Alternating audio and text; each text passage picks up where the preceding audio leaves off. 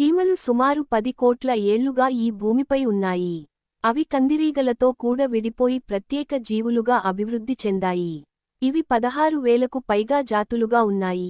కొంత తక్కువ కనిపించే నీలిరంగు చీమలు కూడా ఉన్నాయి. ప్రపంచంలో మొత్తం చీమల బరువు మానవుల బరువుతో సమానం. చీమలకు ఊపిరితిత్తులు, గుండె ఉండదు. అయినా తమ బరువును 20 రెట్లు ఎక్కువ బరువును మోస్తాయి.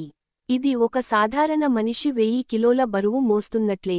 చీమల పుట్ట 2 భాగాలుగా ఉంటాయి. ఒక భాగంలో ఆహారం, పిల్లల పెంపకం, విశ్రాంతి గదులు ఉంటాయి.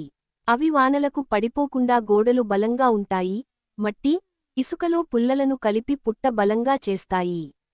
చీమలు కలిసికట్టుగా పని చేస్తాయి. పని విభజన గట్టి ఉంటుంది. రాణి చీమ గుడ్లు పెడుతుంది. శ్రామిక చీమలు రాణి ఆరోగ్యం చూసుకోవటం, గుడ్లు కాపాడటం చేస్తాయి. సైనిక చీమలు పుట్టను రక్షిస్తాయి. అవి ఒకదాని రసాయనాలను పసిగట్టి మాట్లాడే రీతిలో సంభాషిస్తాయి. చీమలు నిద్రపోవవు, ఎప్పుడూ జాగ్రత్తగా ఉంటాయి.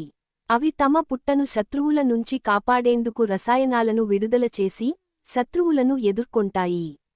చీమలు తమ ప్రయాణాల విధానంలో ఫెరోమోన్ అనే రసాయనాలను విడుదల చేస్తూ పునర్వినియోగదారులను సూచిస్తాయి. సూర్యుని దిశ మరియు పర్వత గుర్తులతో దారి గుర్తించుకుంటాయి.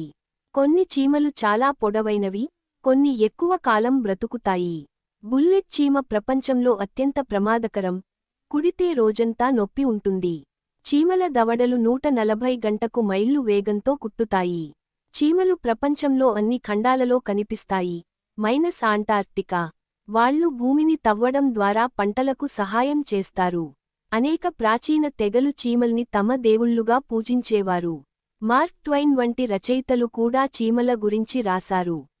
ఇదే మీకో చిన్న చీమల కథలా అనిపిస్తుందని ఆశిస్తున్నాను. ఇలాంటివి మరిన్ని ఇంట్రెస్టింగ్ స్టోరీలు కోసం సబ్స్క్రైబ్ చేసి లైక్ చేయండి.